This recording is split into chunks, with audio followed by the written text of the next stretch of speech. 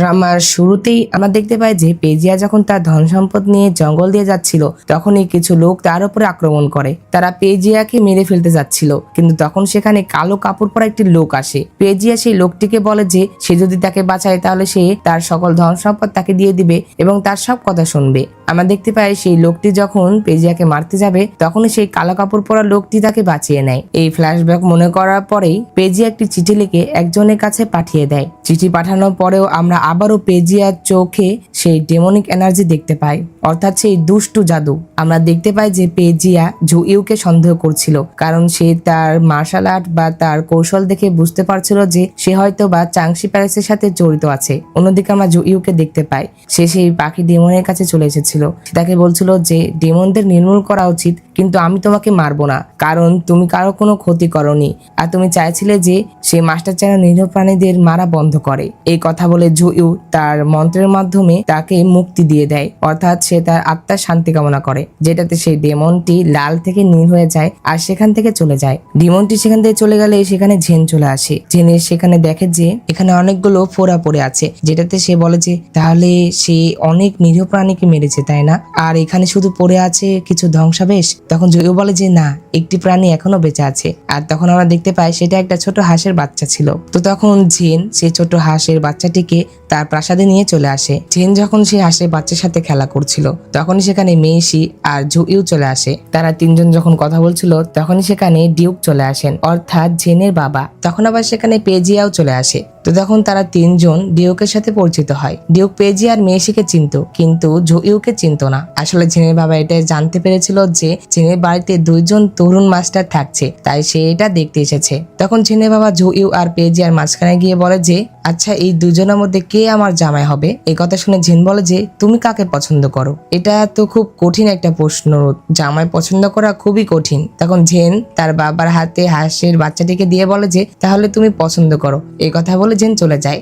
ঝেন চলে গেলে পেজিয়া ডিউককে বলেন যে সেখানে এসেছে ঝেনকে বিয়ের প্রস্তাব দেওয়ার জন্য, আর তিনজনও তার সম্মতি জানান। এই কথা শুনে ডিউক কিছু না বলে সেখান থেকে চলে যান। তো যাই হোক, এরপরে আমরা দেখতে পাই মেইশি ঝেনকে জিজ্ঞাসা করছিল যে লিউ কোথায় গিয়েছে, কারণ অনেকদিন ধরে সে তাকে দেখতে পাচ্ছে না। ঝেন তাকে প্রথমে বলতে চাচ্ছিল না যে সে অসুস্থ, কিন্তু পরে সে মেইশিকে বলে দেয় যে সে অসুস্থ, কিন্তু সে কোথায় এটা সে তাকে বলে না। অন্যদিকে আমরা লিউকে দেখতে পাই তার শরীর অনেক খারাপ ছিল, কারণ তার এখন চামড়া চেঞ্জ হচ্ছিল, অর্থাৎ সাবেরা যে খোলস বদলায় আর কি সেটা। তো লিউ একটি জঙ্গলের ভিতরে ছিল। আসলে তার যেহেতু এখন খলস চেঞ্জ হচ্ছে, যার জন্যই সে একটি জঙ্গলে নীরবে ছিল। অন্যদিকে আমরা পেজিয়াকে দেখতে পাই সে যাকে চিঠি পাঠিয়েছিল সেই লোকটির উত্তর হিসেবে আরো একটি চিঠি দেয়। সে বলছিল যে তাড়াতাড়ি কাজ শেষ করে ফেলো, অন্য কিছুতে হস্তক্ষেপ করো না। তো পেজিয়া কার সাথে কথোপকথন করছে এটা আমরা পরবর্তীতে জানতে পারবো। অন্যদিকে আমরা মেইশিকে দেখতে পাই মেইশি সেই ব্ল্যাক স্নেককে নিয়ে বাজারে এসেছিল ঘুরতে। এরপরে সে সেখান থেকে একটি কালির দোকানে আসে। সেখানে কালি কিনতে এসেছিল, কারণ সে লিউয়ের জন্য অনেকগুলো পেন্টিং করবে। তাই মেইশি যখন এখান থেকে কালি নিয়ে যায় তখন আমরা দোকানদারকে দেখতে পাই তাকে কিছুটা ঠিক মনে হচ্ছিল না। অন্যদিকে ডিমন আন্ডারওয়ার্ল্ডে আমরা ঝেনকে দেখতে পাই সে যখন ঘুমিয়েছিল তখন ঝিসু তার কাছে আসে। সে তার দিকে একভাবে তাকিয়ে থাকে। সে যখন তার দিকে তাকিয়েছিল তখনই সেখানে সেই অশুভ আভা চলে আসে। অশুভ আভাটি আসলে ঝিসু ঝেনকে ম্যাজিক করে অজ্ঞান করে দেয়। তো এই ঝিসু সম্পর্কে তোমরা বড় একটি টুইস্ট পরবর্তীতে জানতে চলেছো। তো অন্যদিকে আমরা মেইশিকে দেখতে পাই সে সেই কালিটি তার মেনশনে নিয়ে এসেছিল। এরপরে সে সেই কালি দিয়ে একটি ছবি আর্ট করে, যেটা কিনা একটি টাইগারের ছিল। তো মেইশি সেই পেন্টিংটি তার জানালার সামনে ঝুলিয়ে দেয়। এরপর আমরা রাতের দৃশ্য দেখতে পাই মেইশি সেখানে ঘুমিয়েছিল। তখনই হঠাৎ করে সেই পেন্টিং থেকে টাইগার বের হয়ে আসে। আসলে এটা একটা কালির টাইগার ছিল। তো টাইগার ডেমনটিকে সেখান থেকে চলে যেতে আবার ব্ল্যাক স্নেক দেখে ফেলে। ব্ল্যাক স্নেক বলে যে আমার আগেই এই কালির ওপরে সন্দেহ হয়েছিল, এর ভিতরে তো দেখছি দুষ্টু জাদুতে ভরা। আমরা দেখতে পাই যে টাইগার ডেমনটি যখন বাইরে আসে তখন তার সাথে ঝেনের দেখা হয়। ঝেনের সাথে তার দেখা হওয়ার সাথে সাথেই তারা দুইজন একসাথে ফাইট করা শুরু করে দেয়। ঝেন খুব সুন্দরভাবে সেই টাইগার ডেমনটিকে মেরে ফেলে। আমরা এখানে একটা জিনিস খেয়াল করলাম যে এই কালির ডেমনগুলোকে মারতে হলে পানি দিয়েই মারতে হবে। তো যাই হোক, অন্যদিকে আমরা জুইউকে দেখতে পাই সে যখন প্রাসাদে ছিল তখন সেখানে নিয়ে লি চলে আসে। সে এসে তাকে বলে যে কিছু একটা হয়েছে। তখন জুইউ তার সাথে বাজারে চলে আসে। সেখানে এসে সে দেখে যে কালি দিয়ে বাঘের পায়ের চিহ্ন করা ছিল। তো যাই হোক, অন্যদিকে আমরা মেইসিকে দেখতে পাই। তার যখন ঘুম ভাঙে তখন সে আবারও পেন্টিং করতে শুরু করে দেয়। আসলে সেই ব্ল্যাক স্নেকটি মেইসিকে দিয়ে ছবি আঁকিয়ে নিচ্ছিল। সে তাকে গল্প বলছিল আর সেই অনুসারেই মেইসি ছবিগুলো আর্ট করছিল। আর সেটা কিন্তু ওই কালি দিয়ে ছিল। আমরা দেখতে পাই মেইসি ছবি আর্ট করতে করতে একটা সময় পাগল হয়ে যায়। সে অনেকগুলো ছবি আর্ট করতে শুরু করে। এক পর্যায়ে সে পাগলের মতো পেন্টিং করতে শুরু করে। তো অন্যদিকে আমরা জুইউকে দেখতে পাই। জুইউ এটা তদন্ত করছিল যে গতকাল রাতে এখানে কি হয়েছিল। আর জুইউ কিন্তু সেখানে তদন্ত করে কালি পেয়েছিল, যেটাতে সে কালির দোকানে চলে আসে। জুইউ এখানে এসেছিল সেই দোকানের হিসাব খাতা দেখার জন্য। আর জুইউকে দূর থেকে আবার জেনের অ্যাসিস্ট্যান্ট দেখছিল। তো তখন জুইউ সেখানকার হিসাব খাতা দেখে সেখান থেকে চলে যায়। জুইউ চলে গেলে জেনের অ্যাসিস্ট্যান্ট অর্থাৎ হুজু সেখানে এসে সেও সেখানকার হিসাব খাতা চেক করে। তো আমরা দেখতে পাই জুইউ চলে আসে মেইসির কাছে। সে এসে দেখে যে মেইসি পাগলের মতো পেন্টিং করছিল। জুইউ এটা দেখে বুঝতে পারে যে সেদিন সেই টাইগার ডেমনটা এই ছবির থেকে এসেছিল। তো জুইউ যখন দেখে মেইসি থামছিল না, তখন সে মেইসিকে বাইরে এনে তার মুখ পানির ভিতরে ঢুকিয়ে দেয়। এক পর্যায়ে তার মুখের ভেতর থেকে সবুজ রঙের কিছু পদার্থ বের হয়। আর এরপরে মেইসি সুস্থ হয়। তো আমরা দেখতে পাই যে মেইসি তো এতক্ষণ অনেকগুলো পেন্টিং করে ফেলেছিল। আর আমরা দেখতে পাই তার পেন্টিং থেকে সব কালি ডেমনগুলো বের হয়ে এসেছিল। তারা পুরো গ্রামে হট্টগোল শুরু করে দেয়। এক পর্যায়ে সেই কালি ডেমনগুলো তো জেনের প্রাসাদেও চলে আসে। জেন যখন ইওয়ান জেনের সাথে ছিল তখন সেখানে একটি হরিণ ডেমন চলে আসে। ডেমনটি এসে তাদের উপর আক্রমণ করে, কিন্তু এখানে জেন ইওয়ান জেনকে রক্ষা করছিল। কিন্তু এক পর্যায়ে সেই ডেমনটি ইওয়ান জেনের সামনে চলে আসে। আর সে যখন তাকে একেবারে মেরে ফেলতে যাবে তখন তার সামনে সেই ক্যামেলিয়া ডেমন চলে আসে। ক্যামেলিয়া ডেমনটি তার সর্বোচ্চ শক্তি দিয়ে সেই কালি ডেমনটিকে আটকানোর চেষ্টা করে। আমরা দেখতে পাই কালি ডেমন অনেক শক্তিশালী ছিল। ক্যামেলিয়া ডেমন যখন তার সাথে পেরে ওঠে না তখন সে তার জীবনে বাজি রেখে তার সাথে লড়াই করে। আর এর ফলস্বরূপ ক্যামেলিয়া ডেমন তার জীবন হারিয়ে ফেলে। অর্থাৎ সে ইওয়ান জেন আর জেনকে বাঁচাতে গিয়ে তার নিজের জীবন দিয়ে দিল। ইওয়ান জেন কিন্তু ক্যামেলিয়া ডেমনকে ভালোবাসতো, আর এইটা দেখে সে কান্নায় ভেঙে পড়ে। তো যাই হোক, অন্যদিকে আমরা জুইউকে দেখতে পাই। জুইউ একটি বাড়ির ছাদের উপরে দাঁড়িয়ে থেকে এই কালির ডেমনগুলোকে দেখছিল। সে বলে যে এই পুরো শহর জুড়ে এই ডেমনগুলো ছড়িয়ে পড়েছে, আমাকে তাদেরকে একটি জায়গায় একত্রিত করতে হবে। একথা বলে জুইউ সেই কালির ডেমনগুলোকে একটি জায়গায় নিয়ে আসে। সেখানে আনার পরে সে এক এক করে সবাইকে মারতে থাকে। এক পর্যায়ে সে তার তালিসমানের মাধ্যমে পানি ব্যবহার করে সেই সকল কালির ডেমনগুলোকে মেরে ফেলে। জুইউ যখনই সেই কালির ডেমনগুলোকে মেরে ফেলে তখনই আমরা দেখতে পাই যে পেজিয়ার চোখে আঘাত লাগে। তো এখন আমরা জানতে পারলাম যে এই যে সকল কারসাজি অর্থাৎ এই কালির ডেমন বা যত সমস্যা ঘটেছিল এই সকল কিছুর পেজিয়ার পরিকল্পনা ছিল। পেজিয়াই সেই কালিটি মেইসিকে দিয়েছিল আর সেই এই দানবগুলো এখানে এনেছে। তো এর পরের দৃশ্যে দেখতে পায় যে জুইউ আর জেন একসাথে রাস্তায় হাঁটছিল আর তারা কথা বলছিল। জেন জুইউকে বলে যে তুমি তো আমার প্রাসাদে থাকতে চাচ্ছিলে না, কিন্তু তুমি এখন এখানেই থাকতে চাচ্ছ। তোমার এখানে আর কতদিন থাকার পরিকল্পনা আছে? এই কথা শুনে জুইউ বলে যে তুমি তো বলেছিলে যে তুমি আমার মতো আরো 10 জনকে ভরণ পোষণ দিতে পারবে। আর তখন জেন বলে যে তুমি যদি আমার প্রাসাদে থাকো তাহলে তো লোকেরা অতিরিক্ত কথা বলবে। তখন জুইউ বলে যে তুমি তো বলেছিলে যে তুমি লোকেদের কথায় কোনো পরোয়াই করো না। তখন জেন বলে যে আমার বাবা আমাকে বলেছিল যে তোমার আর পেজিয়ার মধ্যে কে সবচেয়ে ভালো। এখন আমার একটা অজুহাত বের করতে হবে যেটাতে বাবা যেন আমাকে ভুল না বোঝে, তাই না পেজিয়া? এই কথা বলার সাথে সাথে আমরা দেখতে পাই যে সেখানে পেজিয়া লুকিয়ে লুকিয়ে তাদের কথা শুনছিল, যেটা জেন বুঝতে পেরেছিল। তো তখন পেজিয়া সেখান থেকে বের হয়। জেন তাকে জিজ্ঞাসা করে যে তুমি এখনো বাইরে কেন? তখন পেজিয়া বলে যে যেহেতু তুমি আসতে দেরি করছিলে যার জন্য আমি তোমার জন্য এখানে দাঁড়িয়েছিলাম। তো পেজিয়া যখন জেনের সাথে কথা বলছিল তখনই জুইউ পেজিয়া চোখে সেই দুষ্টু জাদু দেখতে পায়। এরপরে জেন প্রাসাদের ভিতরে চলে যায়। জেন প্রাসাদের ভিতরে চলে গেলে পেজিয়া জুইউকে বলে যে তোমার কি মনে হয় জেন কি আমাকে বিয়ে করার জন্য রাজি হবে? তখন জুইউ বলে যে আমি জানি না, এটা সম্পূর্ণ তার উপরে ডিপেন্ড করে। তখন পেজিয়া বলে যে কিন্তু আমার তো মনে হয় সে রাজি হবে। তো এখানে আমরা একটি ফ্ল্যাশব্যাক দেখতে পাই যে জুইউ কিন্তু সেই কালির দোকান থেকে এই তথ্যটি পেয়ে গিয়েছিল যে পেজিয়া সেখানে কালির ব্যবসা করেছিল। অর্থাৎ মেসি যে কালিটি নিয়েছে সেটা পেজিয়ার ছিল আর পেজিয়ার নাম তার হিসাব খাতায় ছিল। তো জুইউ এখানে পেজিয়ার সেই ডেমনিক এনার্জিও কিন্তু দেখতে পাচ্ছিল, কিন্তু জুইউ তাকে কিছুই বলে না। অন্যদিকে আমরা জেনকে দেখতে পাই সে ডেমন আন্ডারওয়ার্ল্ডে এসেছিল। সে সেই কালিটি তার সাথে নিয়ে এসেছিল। তখন সে ঝিচুকে সেই কালিটি দিয়ে বলে যে তুমি এই কালিটি ডেমন কারাগারে রেখে দাও এরপরে যিশু চলে আসে ডেমন কারাগারে। সে সেখানে এসে কালিটি সেখানে বন্ধ করে রাখে। তো তখন আবার সেখানে যিশুর সাথে ইল্ডার বায়ের দেখা হয়। এরপরে তারা দুইজন একটি কারাগারের সামনে আসে। এই কারাগারটি অনেক শক্তিশালী ছিল। এটা একটা দানবকে শাস্তি দেওয়ার জন্য বানানো হয়েছিল, যে কিনা দানবদের মধ্যে সবচেয়ে শক্তিশালী ছিল। আর তখন আমরা একটি ফ্ল্যাশব্যাক দেখতে পাই 18 বছর আগে সেই ফায়ার হ্যামিলি ডিজাস্টার যখন হয়েছিল, তখন সেখানে আমরা যিশুকে দেখতে পাই। আমরা দেখতে পাই যে সেই আগুন লাগানোর পেছনে যিশু ছিল। তখন যিশুর সাথে একটি দানব কথা বলছিল। দানবটি যিশুকে চিং ই লর্ড বলে ডাকছিল। সে যখন তাকে ডাকছিল তখন যিশু তার কাছে চলে যায়। আর এই ফ্ল্যাশব্যাকটি মনে করার পর যিশু বলে যে অশুভ শয়তান শিশু যদি দেবতা হয় আর সে যদি আমি হই, তাহলে এই মুহূর্তে এই পৃথিবীতে আমার চেয়ে মূল্যবান আর কেউ নেই। তো এখানে কিন্তু আমরা যিশুর বিষয়ে অনেক বড় একটি রহস্যর ইঙ্গিত পাচ্ছি। হয়তো পরবর্তীতে যিশু অনেক বড় একটা ভিলেন হতে পারে। তোমাদের কাছে এটা কি মনে হচ্ছে অবশ্যই কমেন্ট করে জানাও। বর্তমানে দুজন আমাদের সন্দেহের কবলে আছে, এক হলো যিশু আর আরেকটা হলো পেজিয়া। তোমাদের কি মনে হচ্ছে যে এই দুজনের মধ্যে কে মেন ভিলেন হতে পারে, বা এমনটা হতে পারে যে কেউই ভিলেন নয়? তো যাই হোক, এটা তো আমরা পরবর্তীতে জানতে পারবো।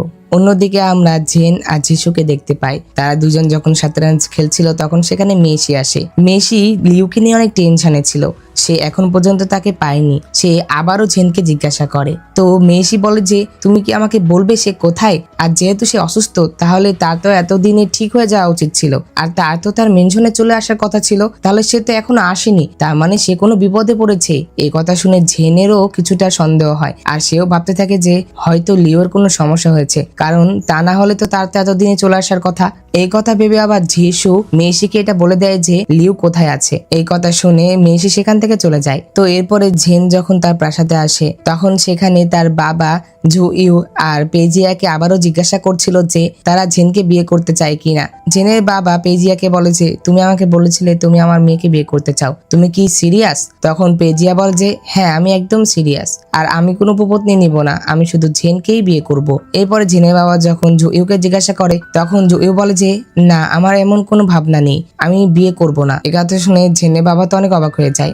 জেন আবার এটা দেখে কিছুটা মন খারাপ করে। তো যাই হোক, অন্যদিকে আমরা ইওয়ান জেনকে দেখতে পাই। সে প্রাসাদে অনেক কান্না করছিল, কারণ সে তার ভালোবাসার মানুষটিকে হারিয়ে ফেলেছে। তখন সেখানে জেন এসে তাকে সান্ত্বনা দিতে থাকে।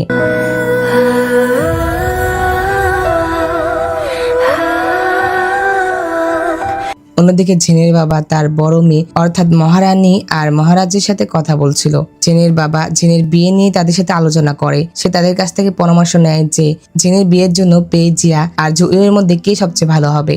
এখানে আমরা দেখতে পাই জেনের বাবা পেজিয়াকে বেশি পছন্দ করছিল, কারণ সে জেনের কাজিন ছিল আর ছোটকাল থেকে তার সাথেই বড় হয়েছিল।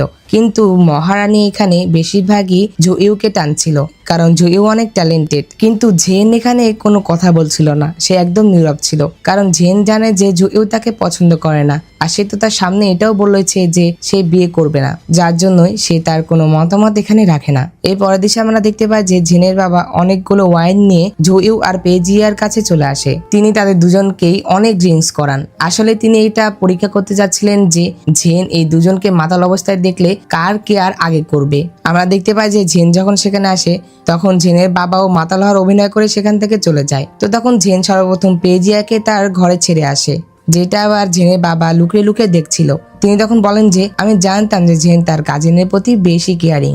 আমরা দেখতে পাই যে জেন পেজিয়াকে তার রুমে রেখে এসে আবারও জুইউ এর কাছে চলে আসে। সে এসে জুইউকে বলে যে আমার ভয় হচ্ছে যে তুমি অতিরিক্ত মদ্যপান করছো। এই কথা শুনে জুইউ বলে যে তুমি তো তোমার কাজিনকে ঘরে রেখে আসতে গিয়েছিলে, আবার এখানে কেন আসলে? এই কথা বলে জুইউ একদম স্তব্ধ হয়ে যায়। আর তখন জেন দেখে যে জুইউ একদম মাতাল হয়ে পড়েছিল। তখন জেন জুইউর দিকে তাকিয়ে থাকে। জেন জুইউ এর দিকে তাকিয়ে হাসছিল। এরপরে সে জুইউকে নিয়ে তার রুমের দিকে নিয়ে যাচ্ছিল। জেন যখন জুইউকে নিয়ে যাচ্ছিল তখন হঠাৎ করে জুইউ জেনকে তার দিকে টান দেয়। আর তখন জেন বলে যে শানমা, কি হয়েছে? তুমি কি আমাকে চিনতে পারছো না? তখন এই কথা শুনে জুইউ বলে যে তুমি কাছে চলে আসে। তখন জুইউ বলে যে তুমি সবসময় আমাকে মোহিত করার চেষ্টা করো। এই কথা শুনে জেন উঠে পড়ে আর সে বলে যে তুমি মাতাল অবস্থাতেও আমাকে ফাঁসাচ্ছ। এই কথা বলে জেন যখন জুইউকে তোলার চেষ্টা করে তখন সে আর পারে না, কারণ জুইউ অনেক ভারী ছিল। জেন যখন তাকে তুলতে পারে না তখন জুইউ তার কাঁধে মাথা দিয়ে সেখানেই ঘুমিয়ে পড়ে। তো যাই হোক, অন্যদিকে আমরা মেইসিকে দেখতে পাই।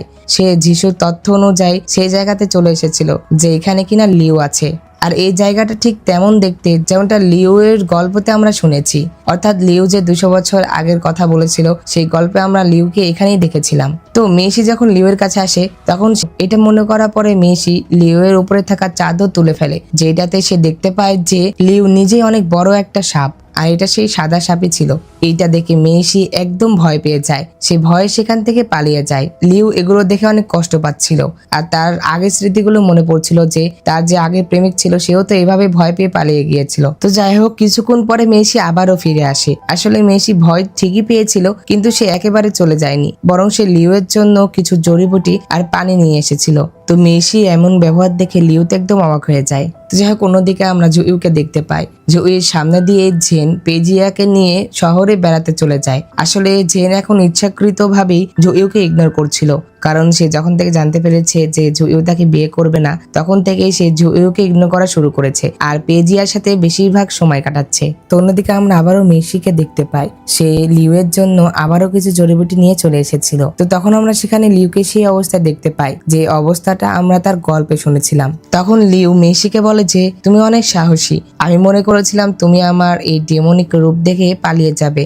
তখন মেইসি বলে যে এটা কিভাবে হতে পারে, তোমার আমাকে আগে এটা বলা উচিত ছিল। তখন লিউ বলে যে কেন, আমি তোমাকে এটা আগে কেন বলবো? তখন মেইসি বলে যে আমাদের তো এঙ্গেজড হয়ে গিয়েছে, তাহলে স্বামী স্ত্রীর একে অপরের প্রতি সৎ থাকা উচিত। তো মেইসির এই কথা থেকে আমরা বুঝতে পারলাম যে আর লিউ এর পরিবাররা করেছিল, তাদের পরিবারই তাদের বিয়ে ঠিক করেছিল, কিন্তু তাদের বিয়ে এখন পর্যন্ত হয়নি, তারা শুধুমাত্র এঙ্গেজড করেছিল।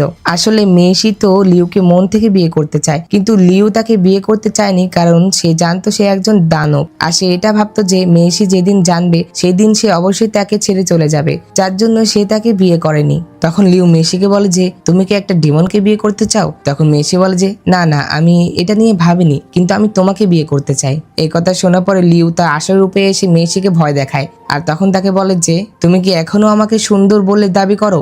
তো যাই হোক, এই কথা তুমি কাউকে বলবে না যে আমি একটি সাপ। তো তখন মেইসি বলে যে আমি কথা দিচ্ছি আমি কাউকে বলবো না। তো অন্যদিকে আমরা জুইউকে দেখতে পাই, সে যখন প্রাসাদে ছিল তখন সেখানে পেজিয়া আর মহারানীর দাসী যাচ্ছিল। তখন জুইউ তাদেরকে জিজ্ঞাসা করে যে তোমরা কোথায় যাচ্ছ? তখন পেজিয়ার দাসী বলে যে আমরা আসলে পেজিয়ার এঙ্গেজমেন্টের উপহার পৌঁছে দিচ্ছিলাম। এই কথা শুনে জুইউ বলে যে কি, জেন কি এটাতে রাজি হয়েছে? এই কথা শুনে পেজিয়ার দাসী বলে যে আসলে আমার তরুণ মাস্টার তো এটা অনেক আগে থেকেই জানেন যে তিনি রাজি হবেন, তাই আমার তরুণ মাস্টার রাজকুমারীকে নিয়ে নদীতে বেড়াতে গিয়েছেন। জুইউ যখনই এই কথা শুনে যে পেজিয়া জেনকে একা একা বেড়াতে নিয়ে গিয়েছে, তখন সে তাড়াতাড়ি করে সেই নদীর উদ্দেশ্যে রওনা দিয়ে দেয়। জুইউ যখন সেই নদীর তীরে চলে আসে তখন সে সেখানে জেনের গাড়ি দেখতে পায়। সে সেখানে জেনকে ডাকলে জেন কোনো উত্তর দেয় না, যেটাতে সে যখন গাড়ির জানালাটি খোলে তখন সে দেখে যে ভেতরে কেউ নেই, কিন্তু ভেতরে একটা ধূপ জ্বালানো ছিল। এরপর সে যখন নদীর তীরে আসে তখন একটি সৈন্য তাকে বাধা দেয়, আর তখন সৈন্যটি বলে যে আমাদের রাজকুমারীকে এখন বিরক্ত করা হবে না, তারা সেই সামনের দ্বীপে আছে, তাদেরকে বিরক্ত করতে যেও না। এই কথা শুনে জুইউ বলে যে কিন্তু আমার যেতে হবে। এই কথা বলে জুইউ তাকে আঘাত করে সেখান থেকে চলে আসে। জুইউ নদীর ওপারের একটি দ্বীপের দিকে রওনা দেয়। অন্যদিকে আমরা জেন আর পেজিয়াকে দেখতে পাই, তারা নৌকায় একসাথে বসে কথা বলছিল। আসলে এখানে জেন কিন্তু পেজিয়ার সাথে নৌকায় ছিল, কিন্তু সেই সৈন্যটি জুইউকে বলেছিল যে তারা একটি দ্বীপে আছে। আসলে এটা সম্পূর্ণই পেজিয়ার পরিকল্পনা ছিল, পেজিয়া জুইউকে মারতে চাচ্ছিল, আর পেজিয়ার দাসীরাও ইচ্ছাকৃত ভাবে জুইউকে এখানকার ঠিকানা দিয়েছে, যেটাতে সে এখানে জেনের জন্য আসে আর পেজিয়া তাকে মারতে পারে। তো আমরা জুইউকে দেখতে পাই, জুইউ যখন সেই দ্বীপে নামে তখন তার সামনে একটি কালো ধোঁয়ার চোখ ছিল, যেটা কিনা পেজিয়া কন্ট্রোল করছিল। আসলে পেজিয়া একটি ডেমনিক গঠন তৈরি করেছিল, যেটাতে সেখানে যেই যাবে সেই মারা পড়বে। অন্যদিকে আমরা জেনকে দেখতে পাই, জেনও পেজিয়ার ব্যবহারে সন্দেহ করছিল। একটি কালো কাপড় পরা লোক আসে, লোকটি তার উপরে আক্রমণ করে দেয়। জুইউ যখন তার ম্যাজিক ইউজ করতে যাবে তখন সে দেখে যে পেজিয়ার সুগন্ধির কারণে তার কোনো কৌশল এখানে কাজ করছে না। আসলে জুইউ যে জিনের গাড়ির জানালা খুলে যে গন্ধটি নিয়েছিল তার ভিতরে বিষ দেওয়া ছিল, যেই বিষটা যেটাতে জুইউ তলোয়ার দিয়ে ফাইট করতে থাকে। অন্যদিকে জেন পেজিয়াকে একটি বই পড়তে দেয়, আর সে তাকে বলে যে দেখো তো এই বইয়ে কি আছে। আর তখন পেজিয়া দেখে যে বইটি একদম ফাঁকা। এটা দেখে পেজিয়া বলে যে কি ব্যাপার, তুমি কি আমার সাথে মজা করছো? এখানে তো কিছুই নেই। আর তখন জেন বলে যে একটু ভালো করে তাকিয়ে দেখো, অবশ্যই আছে। সে যখন এই কথা বলে তখন পেজিয়া দেখে যে সেই বইয়ে আস্তে আস্তে একটি করে পিকচার অ্যাড হচ্ছিল, আর সেখানে তারই ছবি ছিল।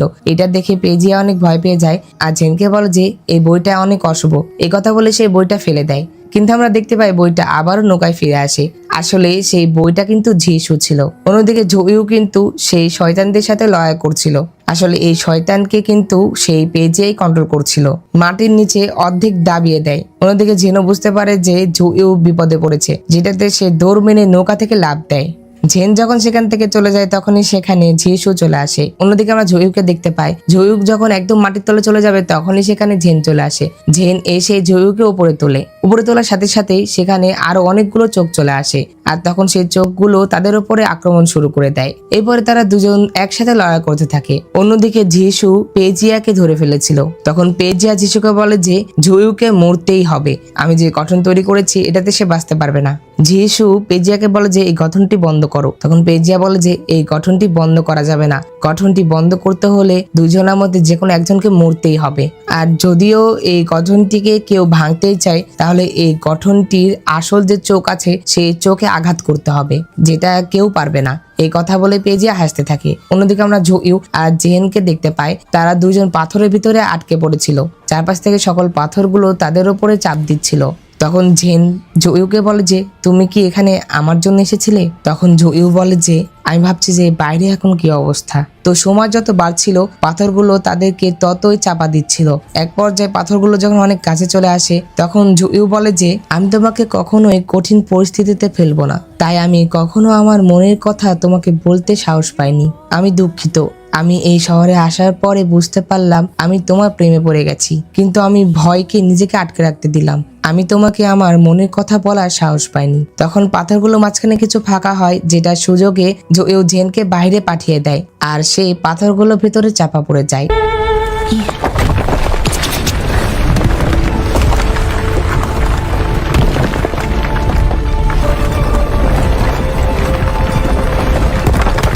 আমরা দেখতে পাই জয়ু একটি গর্তের ভিতরে পড়ে যায়। বাইরে থেকে জেন অনেক কান্না করছিল আর সে জয়ু এর নাম ধরে ডাকছিল। অন্যদিকে যিশু পেজিয়া চোখে আঘাত করার চেষ্টা করছিল, যে চোখ দিয়ে সে সেই গঠন তৈরি করেছে, কিন্তু পেজিয়া সেটি ধরে ফেলে। অন্যদিকে আমরা জয়ুকে দেখতে পাই, সে যেখানে এসেছিল সেখানেই সেই গঠনের চোখটি ছিল। জেন উপর থেকে অনেক চিৎকার করছিল, যেটা জয়ু শুনতে পাচ্ছিল। এই কথা শুনে জয়ু বলে যে আর কোনো উপায় নেই, আমার যদি জেনকে বাঁচাতে হয় তাহলে এই চোখে আঘাত করতেই হবে। এই কথা বলে জয়ু সেই চোখে আঘাত করে, যার ফলস্বরূপ দেখতে পায় যে জয়ু আস্তে আস্তে মূর্তিতে পরিণত হয়।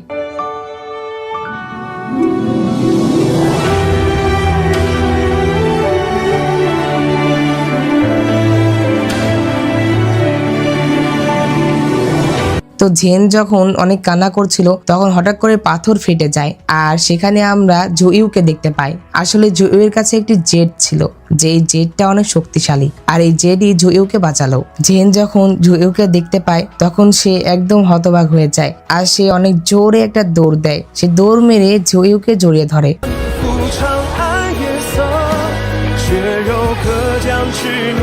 তো যাই হোক, এরপরে জয়ু আর জেন আবার নৌকায় ফিরে আসে। নৌকায় এসে তারা দেখে যে পেজিয়ার চোখের অবস্থা অনেক খারাপ, কারণ জয়ু তো তার সেই গঠনের চোখে আঘাত করেছিল, যেটাতে তার চোখেও আঘাত লেগেছে। আর তখন জয়ু বলে যে এটা তার ডার্ক ম্যাজিক ব্যবহার করার ফলাফল। তো জেন আর জয়ু তারা দুজনে এখানে জানতে পেরে যায় যে এই সকল কিছু পেজিয়ারই কার্যক্রম। তো তখন জেন বলে যে আমি তো অনেক আগেই তোমাকে ধরে ফেলেছিলাম। আর তখন পেজিয়া বলে যে তুমি কখন আমাকে সন্দেহ করতে শুরু করলে? তখন জেন বলে যে যখন থেকে তুমি চাঙা নিয়ে এসেছো।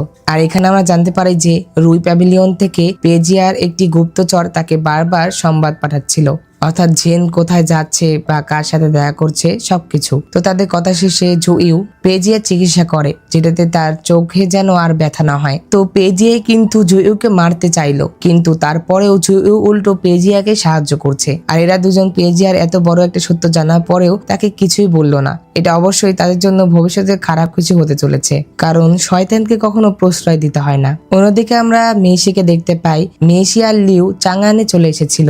তখন লিউ মেইসিকে ধন্যবাদ জানায় এই কয়েকদিন তার সেবা করার জন্য। আর তখন মেইসি বলে যে এটা আর কি এমন, কয়েকদিন পর তো আমি তোমাকে বিয়ে করব, আর তুমি তো আমার স্ত্রী হবে, যার জন্য তোমার সেবা করাটা আমার কর্তব্য। এই কথা শুনে লিউ বলে যে মেইসি, আমার উপরে তোমার অনুভূতিটা নষ্ট করা বন্ধ করো, আমি তোমাকে কখনোই বিয়ে করব না। এই কথা শুনে মেইসি মন খারাপ হয়ে যায়। এই কথা বলে যখন লিউ চলে যায় তখন মেসি বলে যে তুমি এখন আমাকে বিয়ে করতে চাচ্ছ না, কিন্তু এই তুমি একদিন আমাকে অবশ্যই বিয়ে করবে। এই কথা বলে মেসি হাসে। অন্যদিকে আমরা পেজিয়াকে দেখতে পাই, সে যখন তার গাড়ি করে যাচ্ছিল তখনই তার কাছে একটি চিঠি আসে, যেটা কিনা চাংশি প্যালেস থেকে এসেছিল। সেই চিঠিতে জুইউর বিষয়ে বলা হচ্ছিল। আসলে পেজিয়া ওই দিন যে চিঠি পাঠিয়েছিল সেখানে সে জানতে চেয়েছিল যে জুইউ এর সাথে চাংশি প্যালেসের কোনো সম্পর্ক আছে কিনা। তো এখানে সেই চাংশি প্যালেস থেকে যে পেজিয়াকে সাহায্য করছে সে তাকে বলেছিল যে জুইউ তাদের সম্প্রদায়েরই একজন শিষ্য। এই কথা শুনে পেজিয়া বলে যে ও তাহলে জুইউ চাংশি প্যালেসের একজন শিষ্য। আমি যা সন্দেহ করেছি তাই ঠিক, সে একজন সেলেস্টিয়াল মাস্টার। আর এখানে আমরা আরো একটি জিনিস বুঝতে পারলাম যে পেজিয়াকে যে চিঠি পাঠাচ্ছে সেও চাংশি প্যালেসেরই একজন সেলেস্টিয়াল মাস্টার, কারণ সে তো বলছিল যে জুইউ নাকি তাদেরই সম্প্রদায়ের একজন শিষ্য। তো যাই হোক, অন্যদিকে আমরা মেসিকে দেখতে পাই। মেসি সেই ব্ল্যাক স্নেক ডেমনকে পুকুরের তীরে নিয়ে এসেছিল। আসলে এই ব্ল্যাক স্নেক ডেমনটি যদি এখন এই পুকুরে গোসল করে তাহলে তার সকল শক্তি ফিরে আসবে। তো এরপরে সে যখন পুকুরে নামে তখন হঠাৎ করে সেই বিশাল বড় একটি সাপের রূপ নিয়ে বের হয়ে আসে, যেটা দেখে মেসি অনেক ভয় পেয়ে যায়। তখন ব্ল্যাক স্নেক ডেমনটি বলে যে কি তুমি কি আমাকে চিনতে পারছো না? তো তখন ব্ল্যাক স্নেক তার মানব রূপে চলে আসে। তো তখন ব্ল্যাক স্নেক ডেমনকে দেখে মেসি বলে যে তাহলে তুমি সেই ছোট্ট সাপ ছিলে। এই কথা বলে মেসি তার গাল টিপে ধরে। এটাতে ব্ল্যাক স্নেক ডেমন অনেক রেগে যায়, সে মেসির হাত ধরে ফেলে। তো তারা যখন সেখানে ছিল তখন সেখানে লিউ চলে আসে। লিউ এসে ব্ল্যাক স্নেক ডেমনকে দেখে বলে যে তাহলে তুমি এর কাছে লুকিয়েছিলে। তো তখন লিউ আর ব্ল্যাক স্নেক ডেমনের মধ্যেকার কথা শুনে মেসি বুঝতে পারে যে লিউ হচ্ছে স্নেক লর্ড। তখন লিউ ব্ল্যাক স্নেক ডেমনকে বলে যে তুমি ওই দিন আমাদের নিরীহ রাক্ষসদের মেরে ফেলেছিলে, তুমি এটা মোটেও ঠিক করনি, তাই তোমার শাস্তি পেতে হবে। এই কথা বলা পরে তারা দুজন ফাইট শুরু করে দেয়। এই ফাইটে লিউ হেরে যায়, কারণ লিউ এখন বর্তমানে দুর্বল ছিল। তো ব্ল্যাক স্নেক ডেমন যখন লিউকে আঘাত করতে যাবে তখন তার সামনে মেসি চলে আসে। তখন ব্ল্যাক স্নেক ডেমন আবার তার মানব রূপে এসে মেসি গলা টিপে ধরে আর তাকে বলে যে তুমি এই সামনে কেন আসলে। এরপরে তারা যখন আবারও ফাইট শুরু করতে যাবে তখনই কেউ তাদেরকে বাধা দেয়, আর সেটা জেন ছিল। জেন যে মেসির সামনে তার পাওয়ার ইউজ করছে এটা দেখে লিউ অবাক হয়ে যায়। সে বলে যে তুমি এর সামনে কেন পাওয়ার ইউজ করছো? আর তখন জেন বলে যে আমি জানি যে মানুষদের সামনে আমাদের পাওয়ার ব্যবহার করাটা উচিত নয় বা নিয়মে নেই, কিন্তু যেহেতু মেসি তোমার আসল রূপ জানে তাহলে আর তার সামনে আমি কিছু লুকাতে চাচ্ছি না। তো ওই দিন যে শহরে ব্ল্যাক স্নেক ডেমন চারপাশে আগুন ছড়িয়ে দিয়েছিল যার জন্য জেন এসে তাকে একটা আঘাত করে। এটা দেখে লিও যখন তাকে মেরে ফেলতে যাবে তখন জেন তাকে থামায় আর তাকে একটি আয়না দেয়। আসলে এই আয়নার ভিতরে এই স্নেক ডেমনের স্মৃতি ছিল, অর্থাৎ তার অতীতের ঘটনাগুলো এই আয়নার মাধ্যমে দেখা যেত।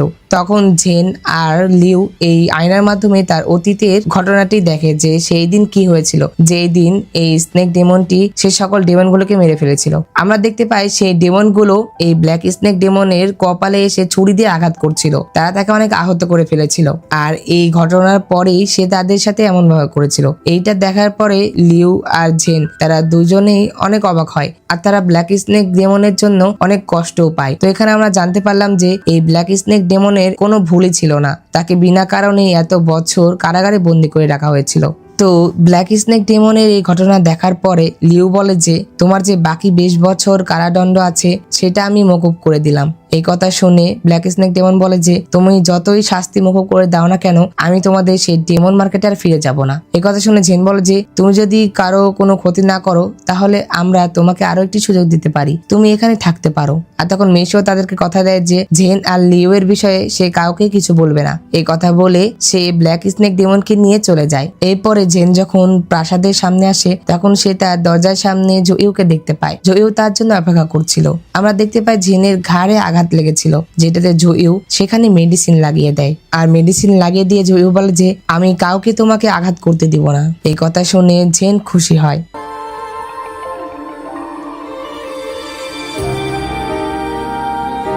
হুজুর তার প্যাভিলিয়নে সেই গুপ্তচরকে ধরে ফেলেছিল যে কিনা পেজিয়াকে সাহায্য করছিল। তো তখন হুজুর সেই লোকটিকে কাছ থেকে বরখাস্ত করে। এর পরের দৃশ্যে আমরা দেখতে পাই যে সেনাপতি জেনের জন্য তার এক বন্ধুকে এনেছিল। আসলে জেন যে অনেকগুলো ছেলেদের রিজেক্ট করে দিয়েছে যার জন্য সেনাপতি তার জন্য একটি ভালো ছেলেকে বাছাই করেছে, কিন্তু সেনাপতি তো আর জানতো না যে জেন তো জুইউকে পছন্দ করে। তো তারা যখন জেন আর হুজুর সাথে কথা বলছিল তখনই সেখানে জুইউ চলে আসে। জুইউয়ের এটা দেখে একদমই ভালো লাগে না যে সেনাপতি ঝিনের জন্য কোনো একটা ছেলেকে নিয়ে এসেছে। তখন জুইউ সেই ছেলেটিকে অনেক প্রশ্ন করে, যে প্রশ্নগুলোর একটারও উত্তর সে ভালোভাবে দিতে পারে না। এটা দেখে জেন হাসছিল। তো সে যখন কিছু বলতে পারে না, তখন অন্যদিকে সেনাপতি হুজু আর সেই ছেলেটি আলোচনা করছিল যে তারা তো আলাদা হয়ে গিয়েছিল না, আমি তো শুনছি তাদের ভিতরে ঝগড়া হয়েছিল। তখন এই কথা শুনে হুজু বলে যে আসলে গুজবে কান দিতে হয় না। তো যাই হোক, এই পরের দৃশ্যে আমরা দেখতে পাই জেন লিওর সাথে হাঁটছিল আর কথা বলছিল।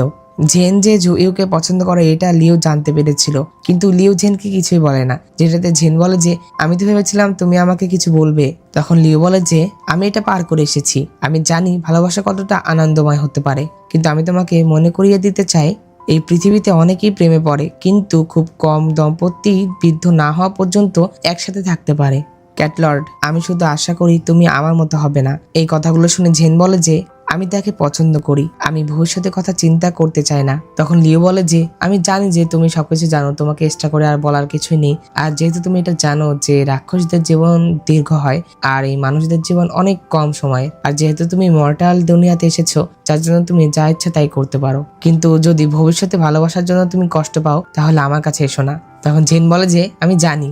এই কথা বলে তারা জুইউ আর মেইশির কাছে চলে আসে। তো এখানে মেইশি, লিউ, জুইউ, জেন তারা চারজন মিলে আগুনের খেলা দেখছিল। তারা যখন সেখানে খেলা দেখছিল তখন হঠাৎ করে সেখানে তুষারপাত শুরু হয়। এই তুষারপাত দেখে জুইউ এর মন খারাপ হয়ে যায়, যেটাতে জেন জিজ্ঞাসা করলে জুইউ বলে যে তার কুঝোতে কোনোদিনই তুষারপাত হয় না। তো এই তুষারপাত দেখে জুইউ এর তার ছোটবেলার একটি দৃশ্য মনে পড়ে। জুইউ বলে যে যখন সে ছোট ছিল তখন প্রথম তুষারপাত হলে তার মা তাদেরকে ডিম সিদ্ধ করে খাওয়াতো।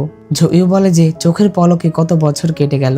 তখন জেন জুইউয়ের হাত ধরে তাকে সান্ত্বনা দিতে থাকে। তো সেখানে আমরা আবার যিশুকে দেখতে পাই, সে দূর থেকে তাদের উপরে নজর রাখছিল। যিশুকে আবার জেন দেখতে পায়, যেটাতে সে সেখান থেকে চলে আসে। আমরা দেখতে পাই জেন যখনই যিশুর সাথে দেখা করে তখন যিশু তাকে ম্যাজিক করে অজ্ঞান করে দেয় আর সেখান থেকে নিয়ে চলে যায়। অন্যদিকে আমরা জুইউকে দেখতে পাই, সে যখন সে খেলা দেখছিল তখন হঠাৎ করে সে দেখে যে সেখানে আগুন লেগে যায়, আর এই আগুনটি একদম সেই হেভেনলি ফায়ার ডিজাস্টারের মতোই ছিল। জুইউ এটা দেখে অনেক ভয় পেয়ে যায়। অন্যদিকে যিশুকে দেখতে পায়, সে জেনকে ডেমন আন্ডারওয়ার্ল্ডে নিয়ে এসেছিল।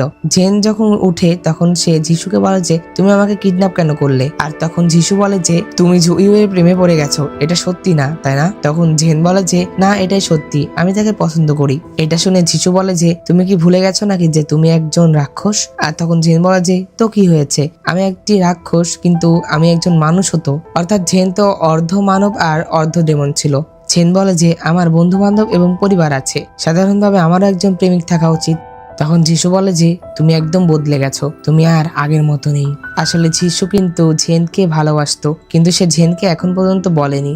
আর জেনকে এভাবে অন্য কারো প্রেমে পড়তে দেখে তার অনেক খারাপ লাগছিল। অন্যদিকে আমরা জুইউকে দেখতে পাই, জুইউ তার ম্যাজিকের মাধ্যমে আগুনটি নিভিয়ে দেয়। তো সে যখন আগুন নিভায় তখনই মেইশি তার কাছে আসে। মেইশি এসে বলে যে লিউ আর জেনকে খুঁজে পাচ্ছি না, তারা কোথায় গেল? অন্যদিকে যিশু আবার জেনকে এটা বলে দেয় যে সে তাকে পছন্দ করে আর 18টা বছর ধরে তার সাথে শুধু সেই তো আছে। এই কথা শুনে জেন অনেক অবাক হয়ে যায়। যিশু জেনকে বলে যে তুমি কি পারবে না আমার একা হওয়ার? তখন জেন বলে যে কি, আমি তো এমনটা জানতাম না। আর তখন যিশু বলে যে এখন তো জানো, তুমি কি এখনো তাকে বেছে নিবে? তখন জেন বলে যে আমি সবসময় তোমাকে আমার সবচেয়ে ভালো বন্ধু ভেবেছি। এই কথা শুনে যিশু অনেক রেগে যায় আর সে জেনকে এখান থেকে চলে যেতে বলে। তখন জেন সেখান থেকে চলে আসে। অন্যদিকে জুইউ আর মেইশি জেন আর লিউকে খুঁজছিল। তারা অনেক টেনশনে পড়ে গিয়েছিল যে তারা দুজন কোথায় গেল। তারা যখন খুঁজছিল তখন হঠাৎ করে তাদের সামনে জেন আর লিউ চলে আসে। জুইউ জেনকে দেখে তাড়াতাড়ি করে তার কাছে যায় আর তাকে জড়িয়ে ধরে। তখন জুইউ জেনকে জড়িয়ে ধরে বলে যে 18 বছর আগে সেই তুষারপাত হচ্ছিল, আবার সেই আগুনও লেগে গিয়েছিল। আমি ভেবেছিলাম তুমি আমাকে ছেড়ে চলে গিয়েছো। তাদের এই ভালোবাসার দৃশ্যটা মেইশি আর লিউ দূর থেকে দেখে অনেক খুশি হচ্ছিল। তখন জেন জুইউকে তাকে সিদ্ধ করা একটি ডিম দেয় আর তাকে বলে যে তোমার জীবন সুখী এবং দীর্ঘ হোক। এটা বলার পরে সে তাকে আবারও জড়িয়ে ধরে।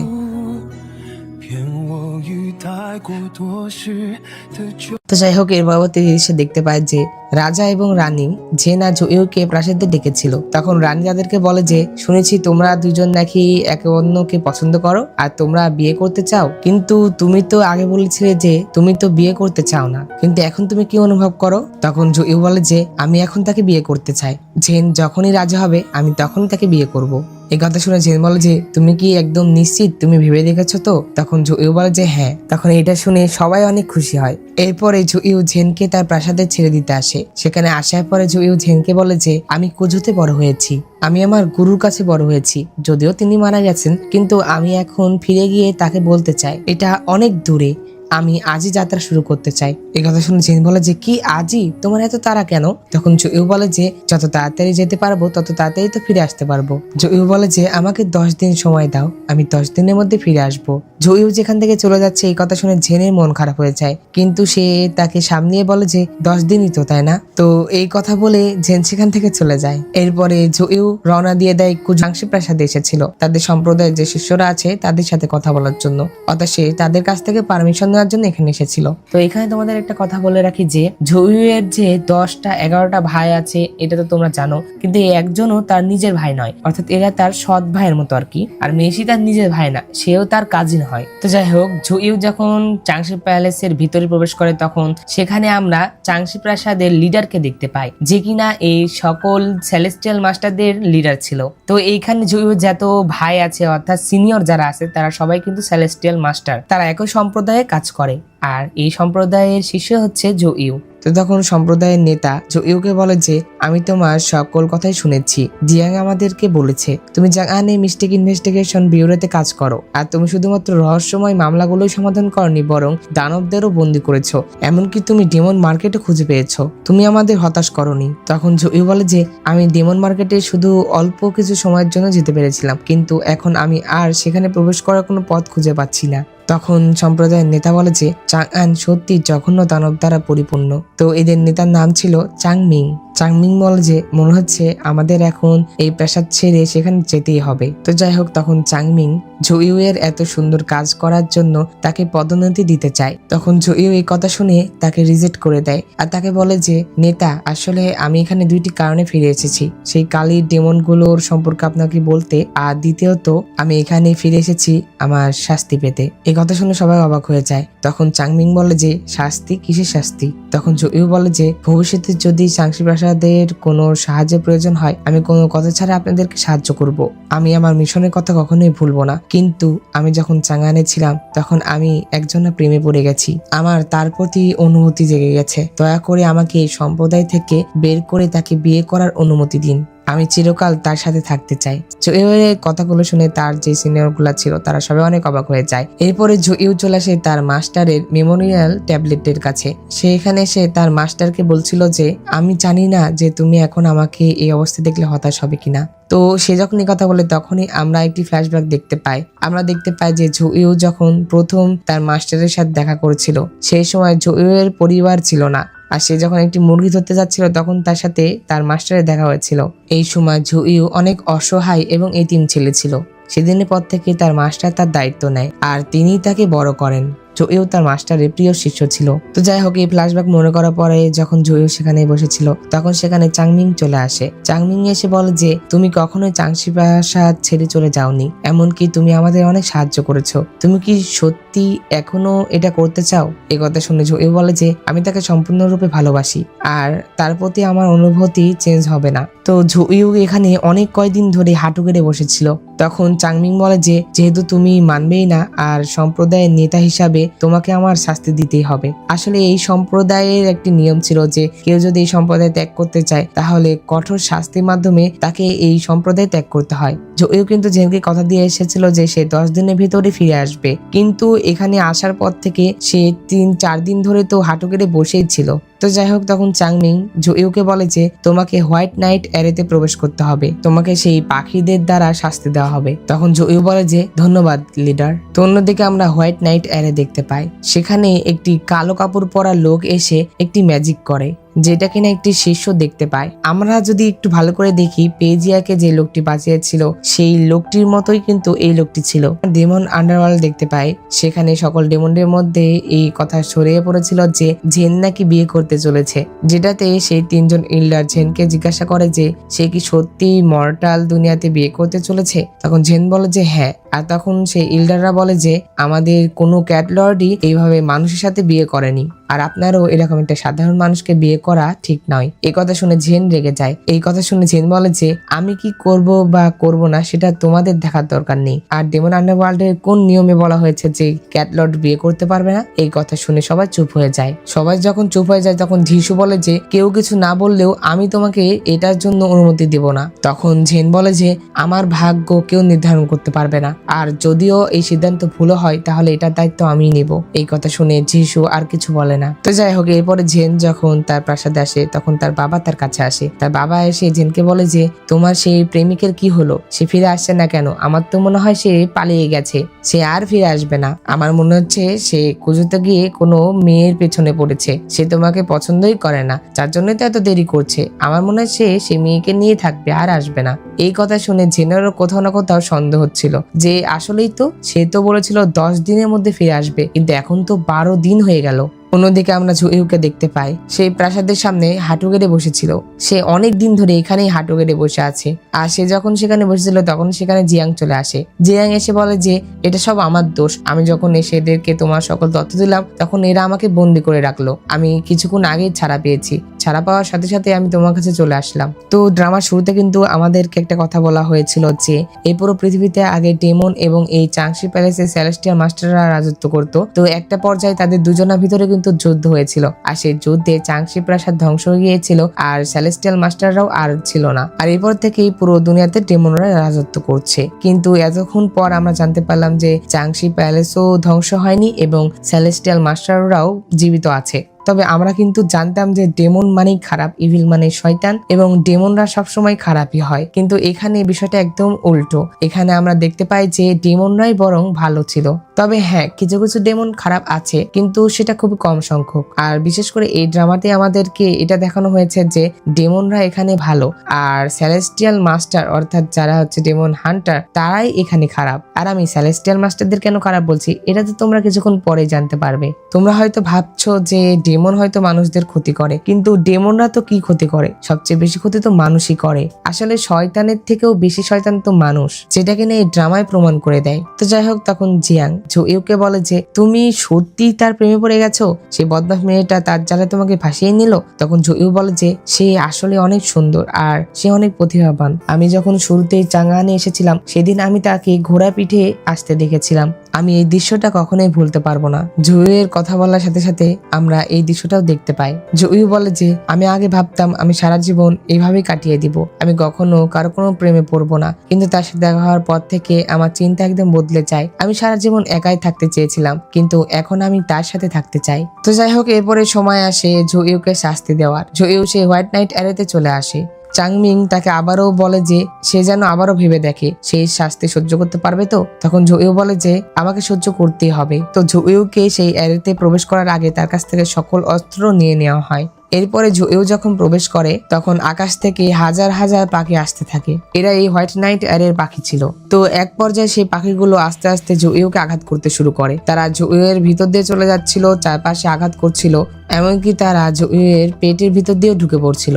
এইভাবে জুইউ অনেকক্ষণ ধরে আঘাত সহ্য করার পরে এক পর্যায়ে পাখিগুলো উপরে চলে যায়। তো তখন সবাই ভেবেছিল যে শাস্তি হয়তো বা শেষ হয়ে গেছে। তারা যখন এটা ভাবে তখনই তারা উপরের দিকে তাকিয়ে দেখে যে আরো অগণিত পাখি জুইউয়ের দিকে আসছিল, আর তাদের ভিতরে আমরা ডেমনিক এনার্জিও দেখতে পাই। এক পর্যায়ে সেই পাখিগুলো জুইউকে উপরেই তুলে নেয় আর একের পর এক নির্মম ভাবে তাকে আঘাত করতে থাকে। এটা দেখে সবাই অবাক হয়ে যায়। সবাই বলতে থাকে যে আমরা কখনোই এমনটা দেখিনি, কোনো সময় তো দ্বিতীয়বার শাস্তি দেওয়া হয় না। এখানে আমরা চাংমিংকে কিছুটা সন্দেহের দৃষ্টিতে দেখতে পাই, কারণ সে একদম শান্তভাবে এটা দেখছিল। তার কাছে এটা কিছুই মনে হচ্ছে না। এত পরিমাণে আঘাতের কারণে জুইউ অজ্ঞান হয়ে গিয়েছিল।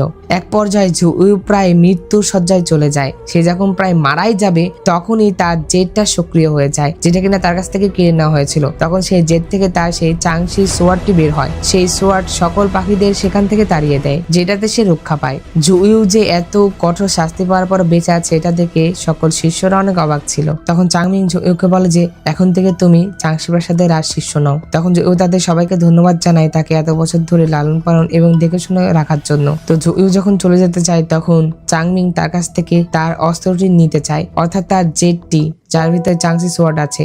এটা শুনে জুইউ অনেক মন খারাপ করে, কারণ এই জেটটি তার মাস্টার তাকে উপহার হিসেবে দিয়েছিল আর এর ভিতরে তার মাস্টারের স্মৃতি লুকিয়ে আছে। তখন চাংমিং বলে যে আমি জানি যে এটাতে তোমার মাস্টারের স্মৃতি আছে, কিন্তু আমাদেরও একটা নিয়ম আছে। তুমি যেহেতু চাংসি প্রাসাদের শিষ্য নও, যেটাতে তুমি এটা আর তোমার কাছে রাখতে পারবে না। গুরু তার শিষ্যকে এটা দিয়েছিল, কিন্তু তুমি তো এখন শিষ্য নও, তাই তুমি এটা রাখতে পারবে না।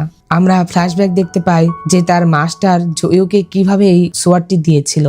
兄才是掌门继承人，掌门之位与长溪简无关，只是剑法器而已，都是斩妖除魔的。再说了，你那大师兄修行勤勉，为人正直，也不会在意的。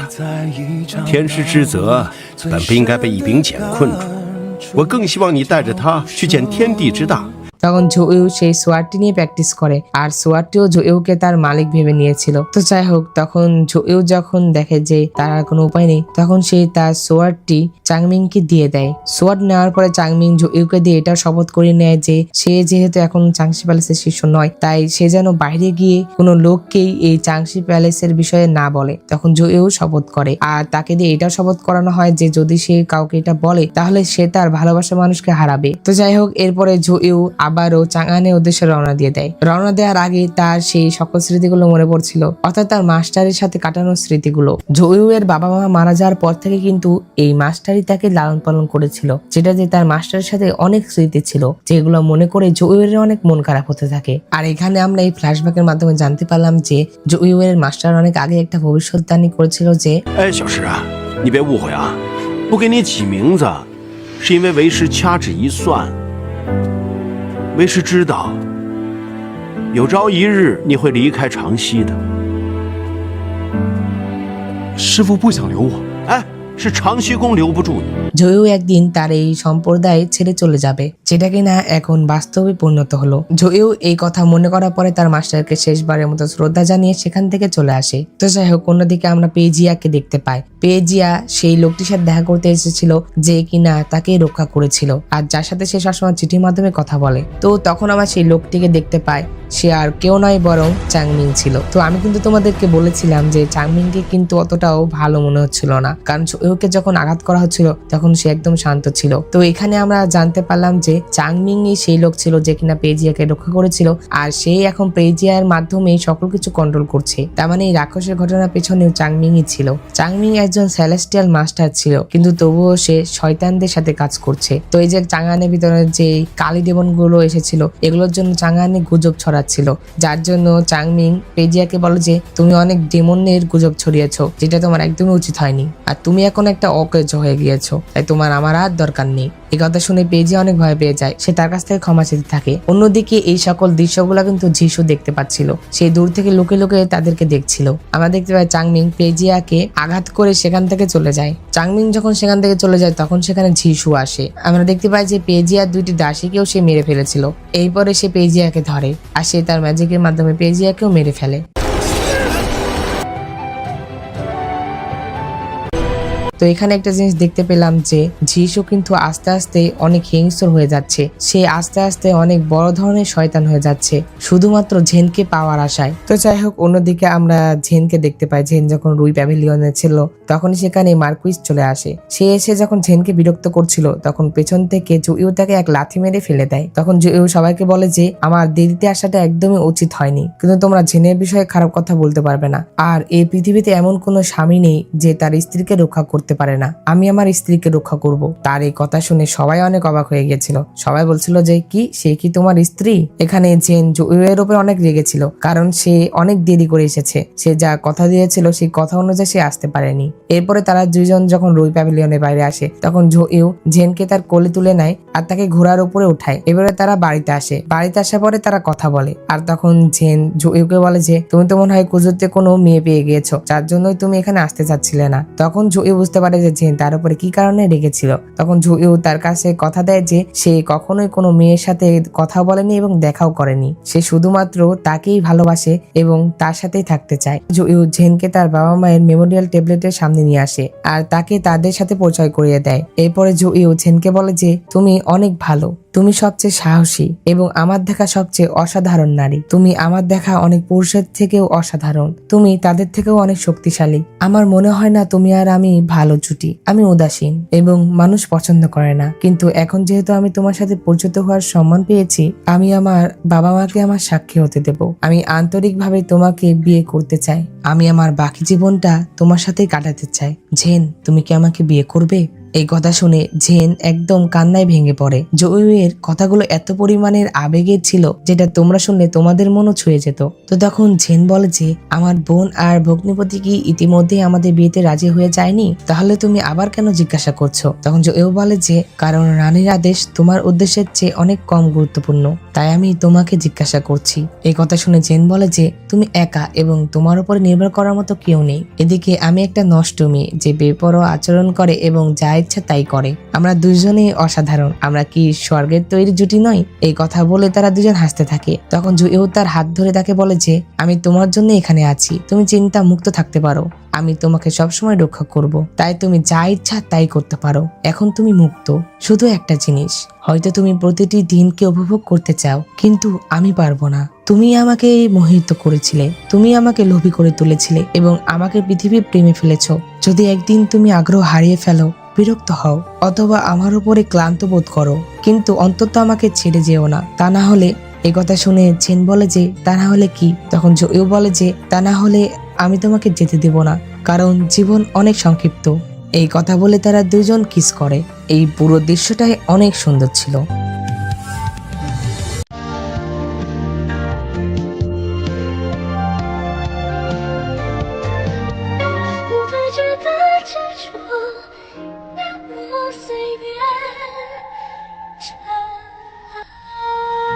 তো যাই হোক, এর পরের দৃশ্যে আমরা দেখতে পাই যে রানী জুইউকে তার প্রাসাদে ডেকেছিল। রানী জুইউর সাথে কথা বলতে চায়। তখন রানী জুইউকে বলে যে, মেয়ে জুইউ, জেনের সত্যি অনেক কষ্টের মধ্যে দিয়ে গেছে। 18 বছর আগে সেই আগুনের জন্য একটি দুর্ঘটনা ঘটে গিয়েছিল, কিন্তু সেই ভাগ্যক্রমে সেই দুর্ঘটনা থেকে বেঁচে গেছে। এইভাবেই সে সুস্থ হয়ে উঠল। যদিও সে সুস্থ হয়ে উঠেছে, কিন্তু তার ব্যক্তিত্ব বদলে গেছে বলে আমার মনে হচ্ছে। মানুষ বলে সে নষ্ট এবং অযৌক্তিক। আমার কাছে সে সবসময় কিছু না কিছু লুকাচ্ছে, এমনকি আমার বাবা আর আমি এটা বুঝতে পারছি না। তখন জুইউ বলে যে, এটা কি হতে পারে? তখন রানী বলেন যে, আমি জানি না। আমি সবসময় তাকে গভীর রাতে ফিরে আসতে দেখি, আর সে সবসময় চিন্তিত থাকে। মাঝে মাঝে সে আহতও হয়, কিন্তু সে এইসব সম্পর্কে কখনোই কিছু বলেনি। আসলে রানী জেনের বিষয়ে কথা বলছিল। আসলে জেন তো ডেমন ছিল, আর সে তো ডেমন মার্কেটে যাতায়াত করতো, যার জন্য তার অনেক কাজ ছিল। আর যেহেতু সে ক্যাট লর্ড অর্থাৎ তাদের লর্ড ছিল, তাই তার দায়িত্বও বেশি ছিল। কিন্তু এটা তো তার বোন বা কেউ তো জানে না, যার জন্য তারা তার উপরে একটা সন্দেহ করতো যে সে এত রাতে কোথায় যেত বা কোথা থেকে আসতো। তো যাই হোক, তখন জয়ও বলে যে, কোনো ব্যাপার না, আমি তাকে সকল দিক থেকে রক্ষা করব এবং আমি তার খেয়াল রাখবো। তখন মহারানীও বলেন যে, এখন থেকে আমি আমার বোনকে তোমার হাতে তুলে দিলাম, তুমি তাকে শান্তি এবং সুখ দিয়ে ভরিয়ে দিও। তো যাই হোক, অন্যদিকে আমরা যিশুকে দেখতে পাই। যিশুর সামনে যখন সেই কালো আভা আসে, তখন সে তাকে বলে যে, আসলে তোমার কথা অমান্য করা আমার উচিত হয়নি। আমি তোমাকে তোমার মূল ফিরে পেতে সাহায্য করার প্রতিশ্রুতি দিয়েছিলাম। তোমার শরীরকে পুনরুজ্জীবিত করতে এবং অতীতের মহান কারণের পুনর্নির্মাণ করতে আমি তোমাকে সাহায্য করব। যিশু যখন এই কথা বলে, তখন আমরা আবারও একটি ফ্ল্যাশব্যাক দেখতে পাই, যে ফ্ল্যাশব্যাকে যিশু সেই আগুন জ্বালাচ্ছিল, অর্থাৎ 18 বছর আগে যে হেভেনলি ফায়ার ডিজাস্টার হয়েছিল সেটা এই যিশুই করেছিল। আর এইটা এখন আমরা একদম নিশ্চিত হলাম। আর তোমাদেরকে গত এপিসোড গুলোতে আমি বলেছিলাম যে দানবদের অর্থাৎ ডেমনদের একটা বড় রাজা ছিল, যে কিনা ডেমনদের মধ্যে সব থেকে বেশি শক্তিশালী। তো যিশু আসলে তারই কাজ করতো, আর এই আগুনটা সে তার হয়ে লাগিয়েছিল। এই দৃশ্য মনে করার পরে যিশু বলে যে, আমাকে এখন চাঙ্গান ধ্বংস করতে হবে। এই কথা বলে সে একটা ম্যাজিক করে, আর তার কাপড় সাদা থেকে কালো হয়ে যায়। তখন যিশু একটা শয়তানি হাসি দেয়। এরপরে সে ইল্ডার হুয়ের কাছে চলে আসে, যে কিনা একটি ছোট্ট ইঁদুর হয়েছিল। আমরা দেখতে পাই যিশু ইল্ডার হুয়ে সেই কাল্টিভেশন নিয়ে এসেছিল, যেটা কিনা জেন তার কাছ থেকে নিয়েছিল। তখন যিশু তাকে সেই কাল্টিভেশন দেয় আর তাকে আবারও মানুষে পরিণত করে। যিশু ইল্ডার হুইকে ঠিক করেছে তার কাজে লাগানোর জন্য। তো যাই হোক, এরপর আমরা দেখতে পাই যে গ্রামে একটা ডেমনের প্রকোপ বেড়ে গিয়েছিল। সেই ডেমনটি মানুষের মস্তিষ্কের ভিতরে প্রবেশ করে তাদেরকে পাগল করে দেয়। আসলে এটি একটা ড্রিম ডেমন ছিল, যে কিনা মানুষের স্বপ্নগুলো বাস্তবে রূপ দেওয়াতো, অর্থাৎ মানুষের ভিতরে ঢুকে সে তাদের স্বপ্নগুলো দেখাতো, আর তখন মানুষ সেই স্বপ্নগুলো দেখে মনে করতো এটা বাস্তবে হচ্ছে, আর এইভাবেই তারা পাগলামি শুরু করতো। তো যাই হোক, অন্যদিকে আমরা দেখতে পাই যে জিন আর জুইয়ের বিয়ের দিন চলে এসেছিল।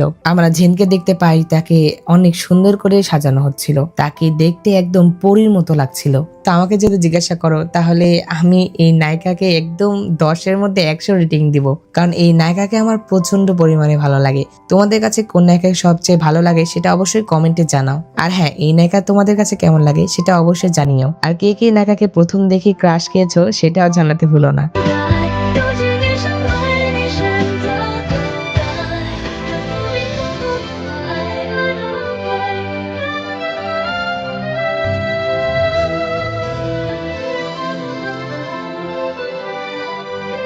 তো যাই হোক, এরপর আমরা দেখতে পাই যখন প্রাসাদে আসে তখন জেনও বিয়ে সাজে চলে আসে। জেনকে দেখে সবাই তো একদম পাগল হয়ে গিয়েছিল, কারণ তাকে দেখতে অনেক সুন্দর লাগছিল।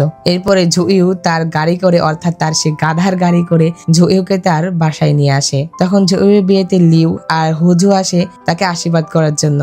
তো এরপরে তারা তাদের কালচার অনুযায়ী বিয়েটি সম্পূর্ণ করে। এত কিছু তো আমি তোমাদের এই ভিডিওতে দেখাতে পারবো না, তোমরা অরিজিনাল ড্রামা থেকে দেখে নিও। তো তাদের যখন বিয়ে সম্পূর্ণ হয় তখন জেন রুমে ঘুমিয়েছিল, তখনই সেখানে সেই ড্রিম ডেমন এসে জেনের ভিতরে ঢুকে পড়ে। তখন জেন সবার সামনে বাইরে আসে ছাদের উপর দিয়ে হাঁটতে থাকে। এক পর্যায়ে সে যখন পড়ে যাবে তখন জুইউ তাকে ধরে ফেলে। জুইউ দেখে যে এটা একটা ডেমন যে কিনা তাকে বশ করে রেখেছিল। তখন জুইউ তার ম্যাজিকের মাধ্যমে জেনের কাছ থেকে সেই ডেমনটিকে বের করে। এইটা আবার লিউ আর হুজু দেখতে পায় যে জেনের ভিতরে একটা ডেমন ঢুকেছিল। তো যাই হোক, এরপরে জুইউ চলে আসে মিস্টেক ইনভেস্টিগেশন ব্যুরোতে। সে সেখানে এসে সেই ডেমনের বিষয়ে চিন্তা করছিল। সে বলে যে আগে তো ডেমনরা রাতের বেলা শুধুমাত্র দেখা দিত, এখন এইভাবে দিনের বেলা আর এত লোকের মাঝখানেই ডেমনগুলো এখন ঝামেলা সৃষ্টি করছে। জুইউ যখন এই কেসগুলো সমাধান করার চেষ্টা করছিল তখনই পেছ থেকে কেউ তার চোখ ধরে। তখন জুইউ তার হাত ধরে ফেলে, আসলে এটা জিয়াং ছিল।